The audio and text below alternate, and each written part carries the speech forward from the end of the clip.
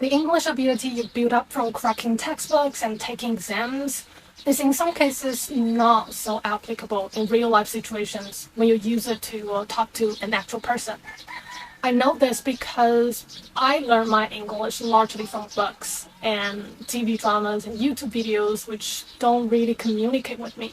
So for me, although my English is decent, I can express sophisticated ideas quite efficiently, I still find small talks intimidating. I just haven't developed this mental muscle for having English small talks since I haven't the experience of living abroad for a long time where having small talks is kind of necessary. And plus I'm downright INFP. It's just hard for us. And I know when you have trouble with talking to foreign people, it's not necessarily because of your English. I've made my share of awkward mistakes having small talks. But I know if I want to make friends, if I want to be less alone during my solo travel, I kind of have to master the art of small talks. So today, I'm going to consult some tutors on Cambly to help me overcome my irrational dread on having small talks. It doesn't matter. Nobody's going to say you've done that wrong or you haven't greeted me in the right way. It's not colloquial enough. Sometimes you can make something funny happen, and sometimes you have to like ask, and don't be embarrassed to ask. It's not your first language. So if you don't understand something, just ask someone, can you explain that to me or say it again? Or what does that mean? And you can learn that way, but also like to a native speaker, it's not, we don't look at it like, oh, she doesn't know that, she's stupid. It's like, we know it's not your first language, right? I think we just need to win over our own cringe and embarrassment when we said something wrong. There's no other serious consequences. Like the other day, I was saying goodbye to my Airbnb host and she said, enjoy your trip, be safe. And I replied, you be safe. I guess I was just searching for something nice to say to her, but couldn't find any. That's why I just imitate her. I follow suit. I wish her to be safe at her own house.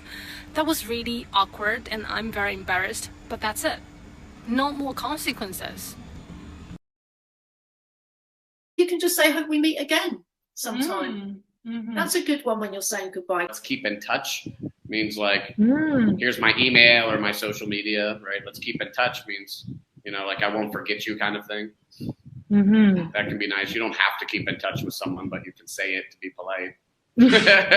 Things like all the best are quite a common one, you know. So you're basically, you're wishing them all the best things to happen to them. So we just shorten it to say all the best. I talk to tutors on Cambly whenever I have English-related problems, like this time with small talks, and also whenever I just want to hear some different perspectives. I think maybe it's in here that maybe we say in America, we're our own worst enemies, meaning everyone else is like, oh, you sound great, but you're like, it's not good enough, right? One of the biggest things I see on Cambly, a lot of people can speak English, but they don't feel confident or comfortable. It's very convenient and friendly to introverts like myself. I got to ask for help almost instantaneously when I run into problems because there are always tutors online ready to help. And since the tutors there are very experienced and kind, I don't need to stress over initiating conversations. They will always make it easy for me, asking me questions and listening to my problems. And this time, since I'm solo traveling, I wanted to talk to tutors who are also passionate about traveling.